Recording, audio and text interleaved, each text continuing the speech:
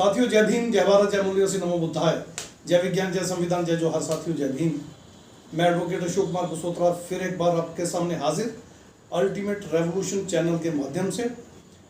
साथियों, आज का हमारा टॉपिक है कि कॉन्स्टिट्यूशनल इंस्टीट्यूशंस जो भारत में हैं, आखिर उनकी क्या पोजीशन हो गई है।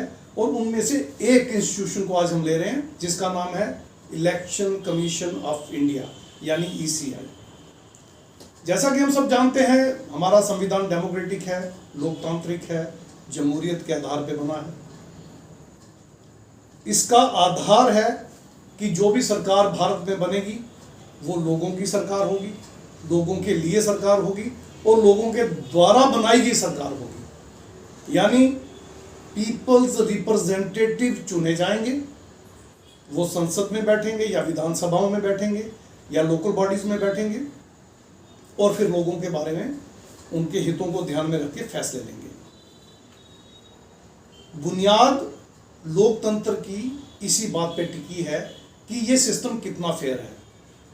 तो आज का हमारा जो टॉपिक है वो ये है कि इलेक्शन कमीशन ऑफ इंडिया क्या भारत में लोकतांत्रिक तरीके से काम कर रहा है और with in the framework of constitution of India काम कर रहा है या कि नहीं।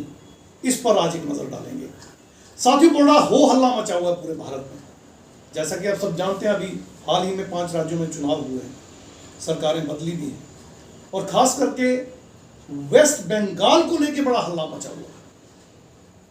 सब लोग ये बात कह रहे हैं कि वेस्ट बंगाल में बीजेपी के साथ, यानी नरेंद्र मोदी अमित शाह के साथ बाकी इंस्टीट्यूशन तो थे, मगर इलेक्शन कमीशन ऑफ इंडिया और उनके chief election commissioner Gyanesh Kumar पूरी तरह से शामिल थे। यहां तक कहा जा रहा है कि भाजपा अकेली भाजपा नहीं है, इलेक्शन कमीशन ऑफ इंडिया इसका पार्ट बन गया है, इलेक्शन प्रोसेस में इसका साथी, इसका सहयोगी बन गया है। जबकि भारत का संविधान क्या कहता है कि इलेक्शन कमीशन ऑफ इंडिया एक न्यूट्रल एजेंसी है, एक न्यूट्रल इंस्टीट्यूशन है। ये ना भाजपा के साथ जा सकता है, ना कांग्रेस के साथ, ना सूडो कम्युनिस्ट के साथ, ना किसी रीजनल पार्टी जैसे तृणमूल कांग्रेस या कम्युनिस्ट पार्टी ऑफ इंडिया या कम्युनिस्ट पार्टी मार्क्सिस्ट, किसी के भी साथ ये नहीं जा सकता। तो अल्टीमेटली ये न्यूट्रल एजेंसी होनी चाहिए। यही आज का हमारा मुद्दा है कि क्या इलेक्शन कमीशन ऑफ इंडिया वाकई न्यूट्रल एजेंसी है। साथियों, भारत में इलेक्शंस पिछले कई सालों से होते आ रहे हैं। 1950 में 26 जनवरी को कॉन्स्टिट्यूशन ऑफ इंडिया इंप्लीमेंट हुआ। 1952 में पहले इलेक्शंस पूरे देश भर में हुए और उसके बाद लगातार इलेक्शंस होते रहे। और ऐसा नहीं है कि उससे पहले इलेक्शंस नहीं होते थे। ब्रिटिश गवर्नमेंट के टाइम पे भी इलेक्शन प्रोसेस भारत में शुरू हो चुका था। फर्स्ट इंडिया एक्ट आने के बाद फिर सेकेंड इंडिया एक्ट जब आया तो उसके बाद इलेक्शन प्रोसेस यहाँ पे शुरू हो चुका था। आपको याद होगा, जस्टिस पार्टी एक हुआ करती थी जिसमें पहली ईवी रामास्वामी नायकर भी सपोर्टिंग में रहे हैं। तो उस जमाने में भी इलेक्शन हुआ करती थी। 1919 से लेकर 1935 तक तमिलनाडु में जस्टिस पार्टी का ही रूल था, तो इलेक्शन तो तब भी होते थे। यानी ब्रिटिशर्स ने इलेक्शन प्रोसेस अपने होते ही यहाँ पे शुरू कर दिया था, सेंसस भी शुरू कर दिया था। अब इतने लंबे अरसे में जो इलेक्शंस हुए और 1950 के बाद का अगर हम एरा ले लें, क्योंकि कॉन्स्टिट्यूशन 26 जनवरी 1950 को लागू हुआ, तो इस 76 साल के एरा में अनगिनत बार भारत में इलेक्शन हुए हैं। एमपी के इलेक्शन हुए, राज्यसभा के इलेक्शन हुए, लोकसभा के भी हुए, एमपी के, और उसके बाद तकरीबन हर राज्य में विधानसभा में कई बार इलेक्शंस हो गए। कई बार सरकारें बनी, कई बार सरकारें गिरी, कई बार पूरा 5 साल का टर्म पूरा हुआ। J&K में 6 साल का टर्म भी रहा, पहले पूरे इंडिया में भी रहा इमरजेंसी के बाद में वापस 5 पे आ गए, मगर J&K में 6 साल का टेन्योर तकरीबन अभी पीछे 2019 तक चलता रहा। तो ये इलेक्शंस लगातार भारत में होती रही। मगर मेरा ऐसा मानना है, आज के दौर में इलेक्शंस जो हैं वो धनबल, बाहुबल, ईवीएम हैकिंग, SIR वोट चोरी, ED, CBI, election commission of India, income tax department, यहां तक कि पुलिस, पैरामिलिट्री फोर्स और आर्मी तक का रूलिंग पार्टी नाजायज इस्तेमाल करती आई है। इन 76 सालों में यही हुआ है। हल्ला तो ये मच रहा है कि नरेंद्र मोदी और अमित शाह और इनकी भाजपा पूरी तरह से कॉन्स्टिट्यूशन को बर्बाद करने में लगे हुए हैं। मगर अगर आप एक रिसर्च करके देखेंगे तो कांग्रेस ने भी कोई कोर कसर अपने जमाने में नहीं छोड़ी थी। बहुत सारे लोग इस बात की दलील देते हैं कि थोड़ा बहुत बूथ हैकिंग, बूथ पे गुंडागर्दी या वोटों की चोरी या करप्शन या इस तरह की चीजें कांग्रेस के टाइम में हुआ करती थी, मगर जिस लेवल का आज बीजेपी कर रही है इस लेवल तक घटिया स्तर पर कांग्रेस नहीं गई थी। तो उनको मैं ये जवाब देना चाहता था और अब भी जवाब देना चाहता हूं, और बड़े गौर से सुनिएगा। मेरा ये कहना है कांग्रेस इस हद तक इसलिए नहीं गई थी क्योंकि कांग्रेस को इस हद तक जाने की जरूरत ही नहीं पड़ी थी। तब जिस हद तक जाके कांग्रेस अपनी सरकारें बनवा लेती थी उस हद तक कांग्रेस जाया करती थी, और जो कांग्रेस के बगैर कोई राज्यों में सरकारें बन भी जाती थी तो कांग्रेस भी उन सरकारों को गाड़ फेंकती थी, बिल्कुल भाजपा की तर्ज पे पूरा काम किया करती थी, और हर तरह के कॉन्स्टिट्यूशन के अनकॉन्स्टिट्यूशनल हथकंडे अपनाकर सरकारें गिरा दिया करती थी। आपको याद होगा कश्मीर में मुस्लिम यूनाइटेड फ्रंट मफ की इलेक्शन हुई थी। मफ जीत चुकी थी कश्मीर की तकरीबन सारी सीटों पर, मगर उस टाइम के एसएसपी और डीसी कैंडिडेट्स को थ्रेट करके, जान की धमकी देके हरवा के मफ को उन्होंने घर भेजा। फिर उसके बाद उन पर अत्याचार किए, उल्टे सीधे केस किए, इंटेरोगेशन सेंटर्स पे उनका बुरा हश्र किया, मारा पीटा, यहाँ तक कि हीटरों पे उनसे पेशाब करवाया। बड़ी बुरी हालत थी, बदतरीन हालात किए, इतना मजबूर कर दिया उन लोगों को कि उन्होंने गन उठा ली और अल्टीमेटली फिर वो मिलिटेंसी में चले गए और विदेशी ताकतों के साथ मिलकर कश्मीर में एक लंबे अरसे तक वो मिलिटेंसी आपको देखने को मिली। मगर उस मिलिटेंसी का आधार कांग्रेस और एनसी का वो जो उस वक्त गठजोड़ था, उनका किया हुआ मफ पे अत्याचार था।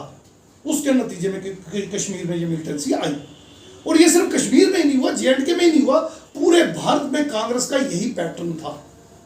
पंजाब जब जब कांग्रेस से बाहर गया, कांग्रेस ने वहां भी यही हालात पैदा किए, और सब लोग जानते हैं भिंडरावाला को पैदा करने वाली भी कांग्रेस ही थी, और पंजाब में इतनी पीक पे जो मिलिटेंसी पहुंची उसको यहां तक पहुंचाने वाली भी कांग्रेस ही थी। अब आप पूछेंगे भाजपा क्यों नहीं थी?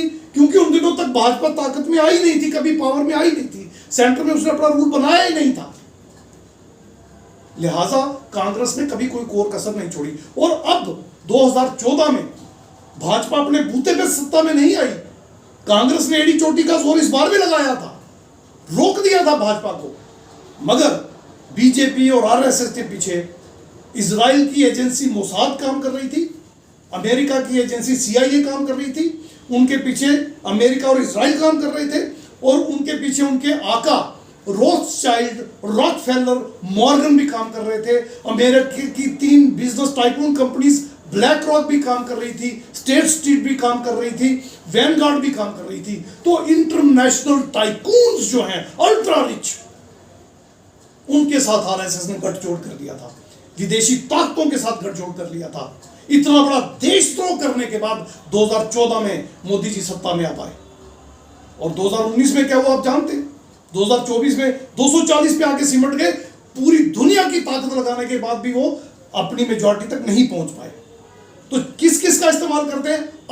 अकूत संपत्ति का, क्योंकि रोथस्चाइल्ड के पास पैसे की कमी नहीं है, रॉकफेलर के पास पैसे की कमी नहीं, ना मॉर्गन के पास, ना वैनगार्ड के पास, ना ब्लैक रॉक के पास, ना ही स्टेट स्ट्रीट के पास, तो पैसे की उनके पास कोई कमी नहीं है।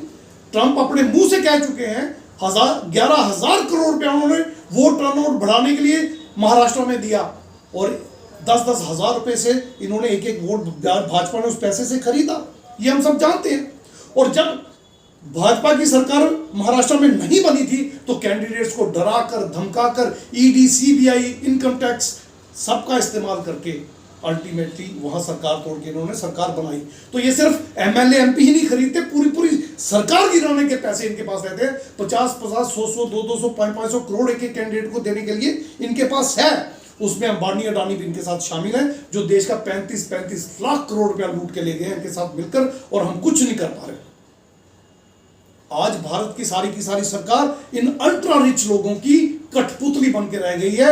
आज भारत में कारपोरेट ओन्ड सोशियोपैथ रूल कर रहे हैं। तो ये जो हो हल्ला हो रहा है कि धनबल बिल्कुल इस्तेमाल हो रहा है, बाहुबल बिल्कुल, बाहुबल में अब तो पुलिस, पैरामिलिट्री फोर्स और आर्मी तक का इस्तेमाल होता है।